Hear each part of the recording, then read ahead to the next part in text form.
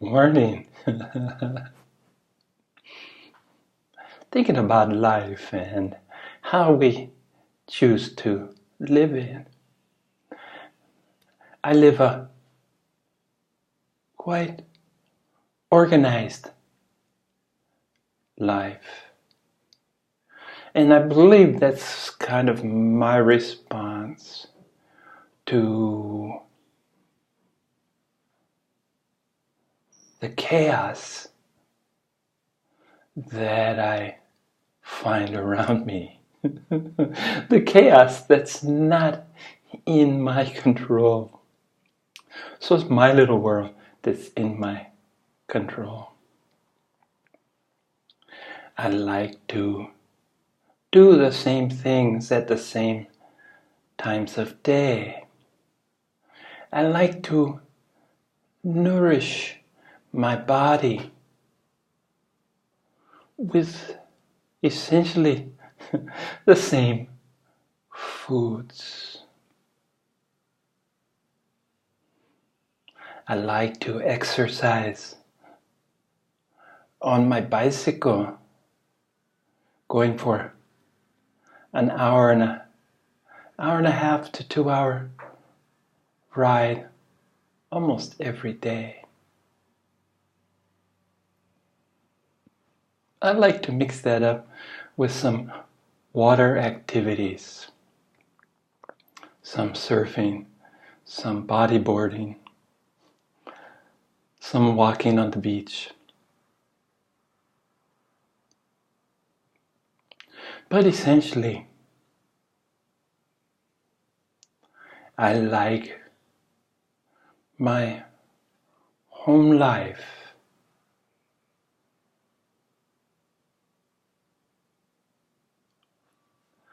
I pretty much like knowing as best I can what's next and enjoying it in the moment. Just as I'm going to enjoy a sip from my extra large coffee cup.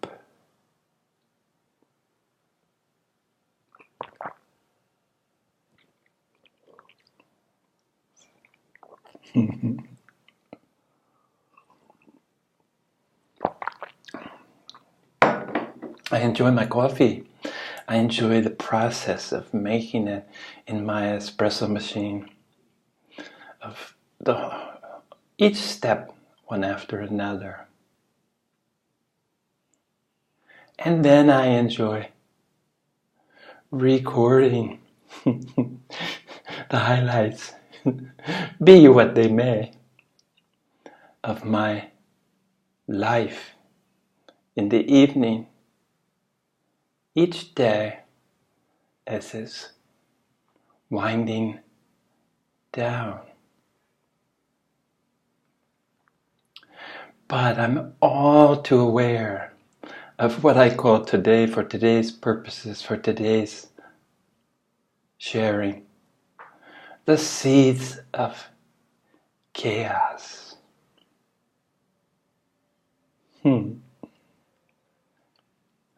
I remember how much I enjoyed reading the chaos theory.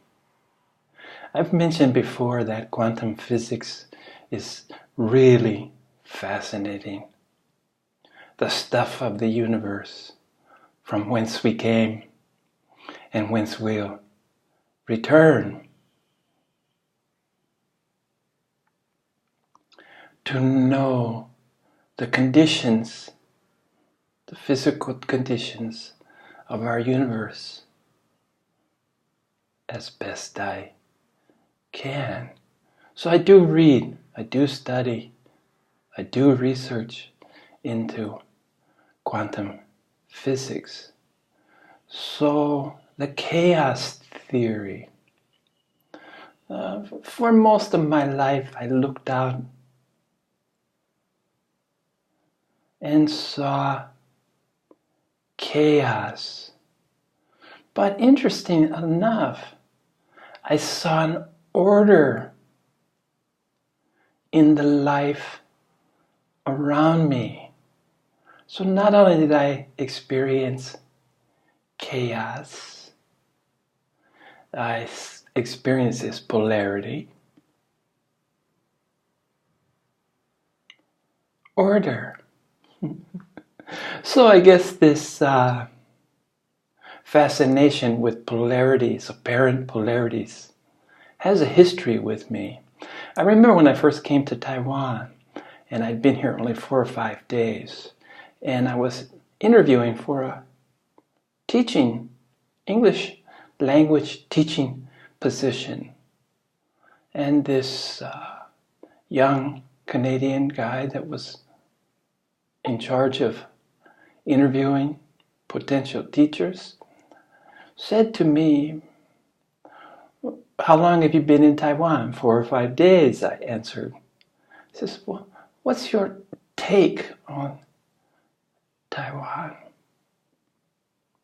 And without missing a beat, I said, "Organized chaos." And he looked at me and he smiled.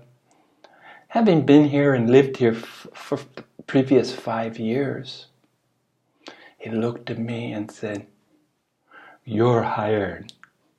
And that was the end of our supposedly intense interview. It was supposed to be a very thorough interview at least. But he said that if I could see beyond the chaos, most visitors only see the chaos, especially of the larger cities. And I was in Taipei at that time, the largest city in Taiwan. And he said, if you can see the organization underlying the chaos, then you're a tuned in guy. And I smiled and thanked him. But I didn't find Taiwan unique in this way at all. This was pretty much my take on busy city life, wherever I might be. But these people, the Chinese, encapsulated both of these. Certainly was chaotic, but having done it, done what they do for a long time, there was a plan behind the apparent madness. So I was interested in this and did my best in the small amount of the tiny amount of the universe in which I seem to exert, as illusory as it may be, any modicum of control. I tried to keep my personal life orderly.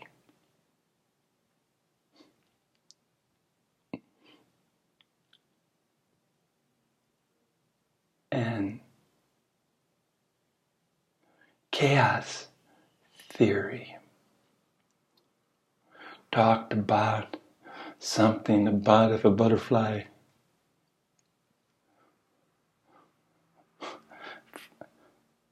flew its wings, that the repercussions would be felt somewhere across the globe, or something to that effect. Anyway, the idea that cause and effect, no matter the condition of chaotic happenstance,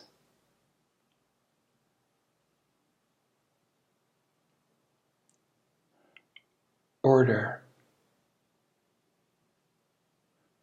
was there action and reaction, a constant in the universe as we know it, that offers, if you think about it, some degree of comfort, shelter from the storm, so to speak, knowing that causality is also a constant in the observable universe. Seeing relationships, having to look deeper to see these relationships, because at a cursory examination, a shallow glance, one's hard-pressed to see any unity. How could these disparate factors, phenomenon, be related in any scale that allowed some comprehension, some understanding of the relationship between events?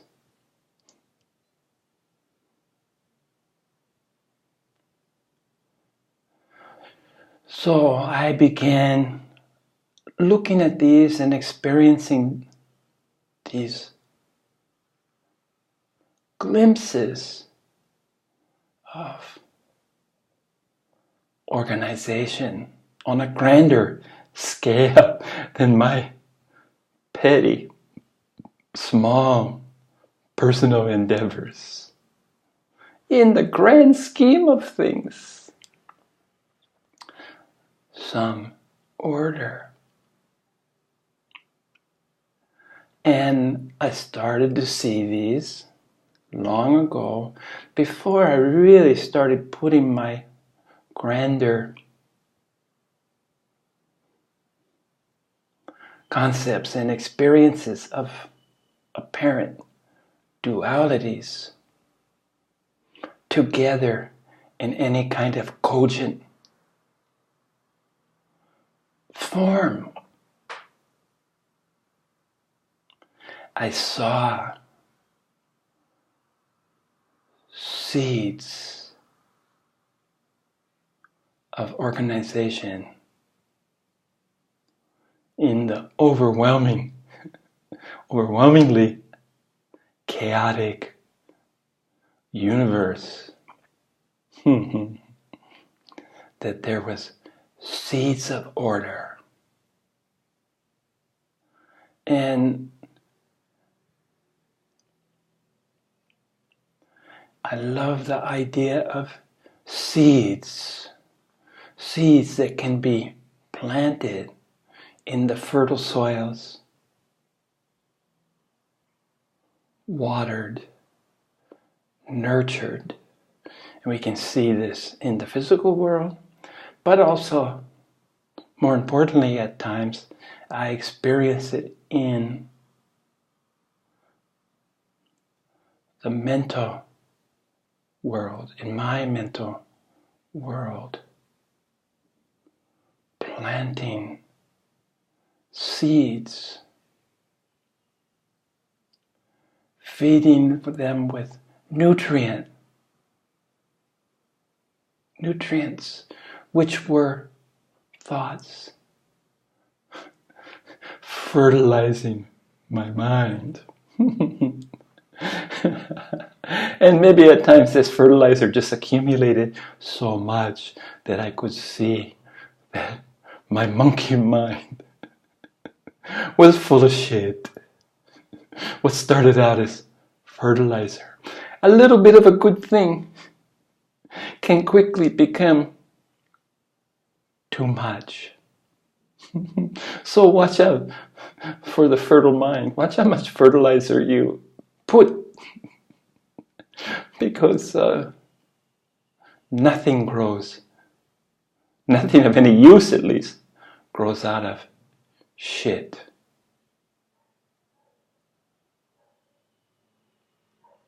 At least mentally. I know physically that bird droppings and can contain seeds which will feed off the dropping as the bird or animal inadvertently helps in the process of expanding the horizons of vegetation and plant life, the migration, the continuation.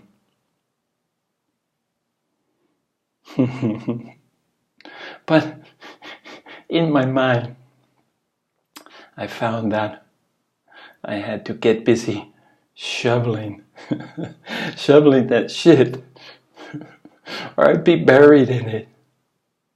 And by shoveling, it's just a euphemism for rejecting and discarding all that doesn't work.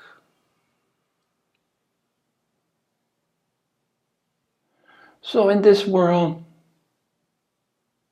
my experience is that you have to embrace the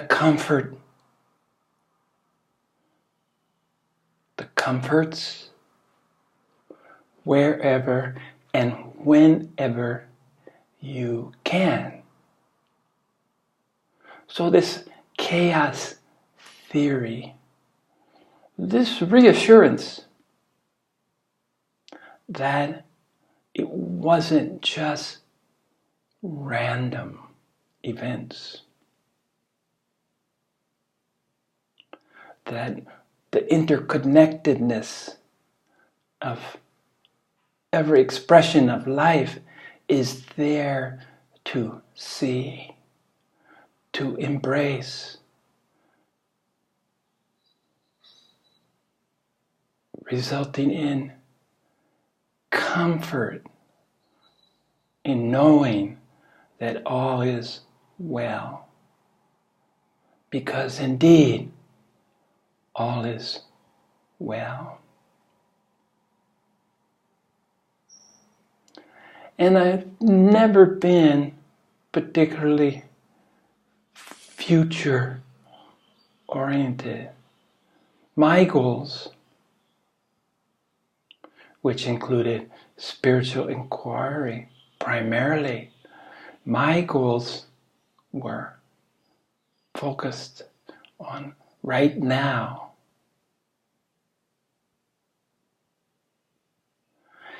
I did what I needed to do in the physical world to provide sustenance, to nurture my spiritual inquiry. And fortunately, I had some talent at teaching, which led me to a career as a university lecturer. And by happenstance, the plan was always, there is no plan. But it seemed to work. I was fortunate enough to be able to work with that age group I find particularly fascinating, 18 to 22, late bloomers, 23, 24, and graduate school, all the way up, teaching graduate school. But I found this, I called these students my treasure, their parents had gifted me with. Their parents here work so hard, sometimes 2 jobs, just to educate, to assure that their offspring have the best education possible. So that's a mandate that I took to heart, took it very personally. And I saw them embarking on the age of discovery. And my primary motivation was to point the way to thinking, critical thinking, looking at the world around them with a critical eye, and adapting and adopting those observations that fit into their plans for the future. Even though I never was particularly a fan of developing long-term future plans or goals, I wasn't above helping my students to accumulate, to process, to learn who and what they were, so they could start to see what they wanted. I stressed to them that pick a job that you won't even think of as a job, that you will go to work every day, looking forward to embracing that day. And I have to share with you that my teaching career was exactly this. I look forward to each morning. I look forward to being with my students. Now that my time has basically passed for that particular kind of teaching, I embrace the treasure of having time, of waking up in the morning and having my coffee and feeding the cat. And then, most days, sitting in front of you, sharing. But I'm in the cocoon, within the safety net of my chosen environment. And basically, I venture out when it's necessary to get supplies, other than my morning bike ride. I usually do this sharing, and then I will eat my breakfast and get on my bike and ride through the incredible, beautiful countryside, the nice bike paths that Taiwan has so graciously provided me with. And I listen to meditative music. My bike ride is essentially a moving meditation. As I have adapted and adopted my meditative practice to include sitting, walking, talking, eating, exercising,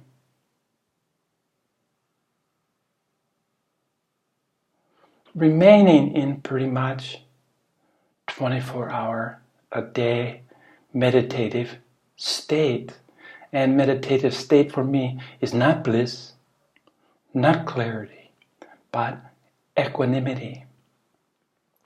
Just as I see order in chaos, seeds of order within chaos, so too do I experience bliss, clarity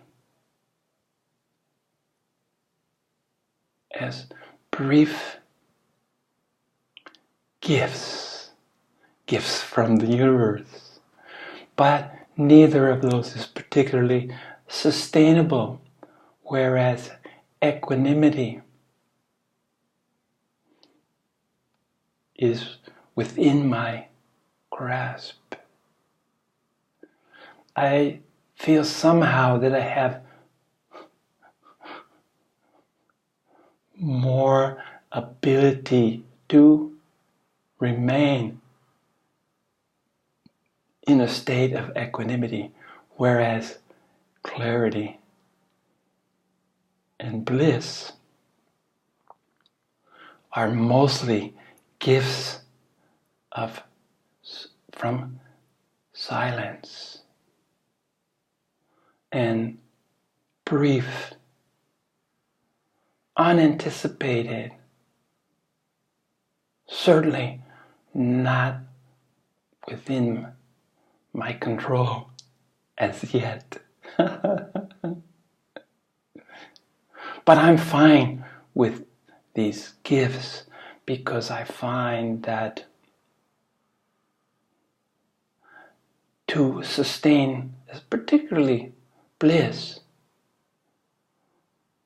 it's not a particularly it's not a particularly sustainable condition for me. Glimpses is nice. Unanticipated, unplanned gifts of brief bliss.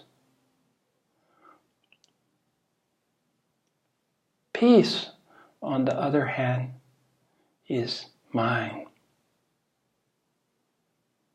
Peace comes with equanimity, the ability to accept whatever the moment brings.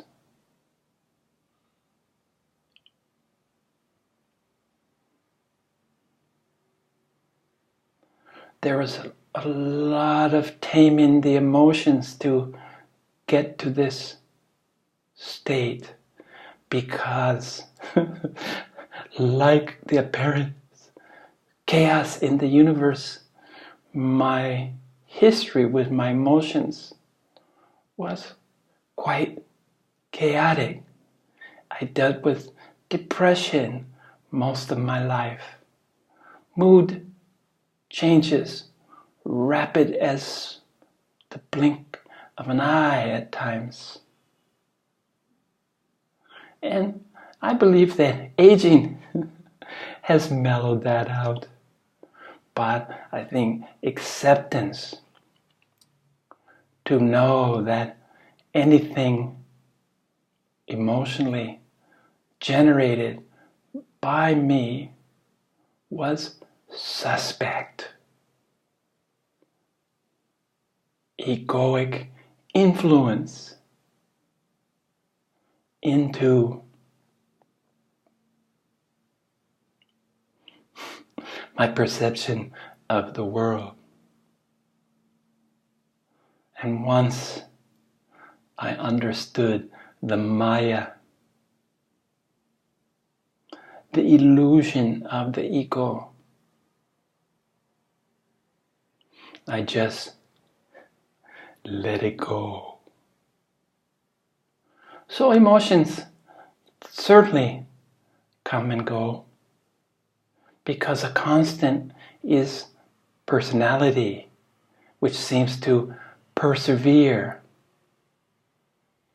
But when you put things in scale, that's why I liked the cosmic examination, the cosmic influences.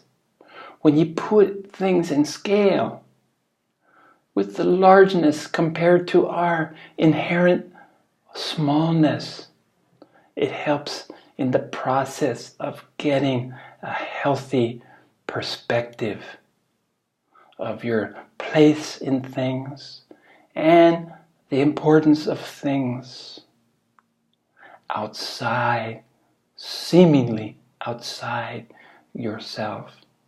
It's bringing those things in.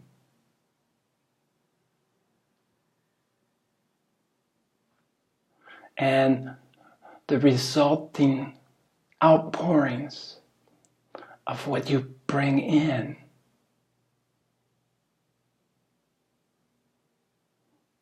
through your breath,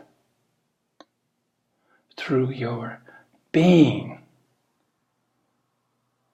And this is how we contribute to the immensity of the universe, by breathing it in, finding nurture, substance,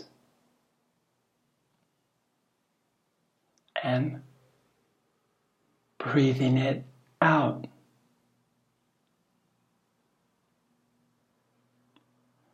And in this process of breathing in and out, through the proper understanding of unity, of discarding separation, of understanding that your mind is a tool to find what's not so, whereas your being is what's so.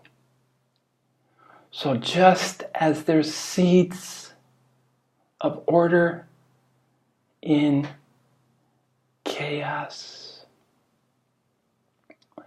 there are seeds of the universe within each of us. We breathe it in, the mana, the life, as the Hawaiians say. We breathe it in, we exhale it. And it's fundamentally different as we receive it and we exhale. That brief period of time, we need to make conscious decisions that what we exhale doesn't include all the pettiness of human existence in its lesser state. Breathe it in, sending out peace and equanimity. Just as a pebble in a still pond, tossed in the still pond, sends out ripples, so too does our behavior, thoughts, emotions send out to infinity. So this is where we have an element of control. This is the seed of order in our chaos, our personal chaos. We can work at nurturing and sending out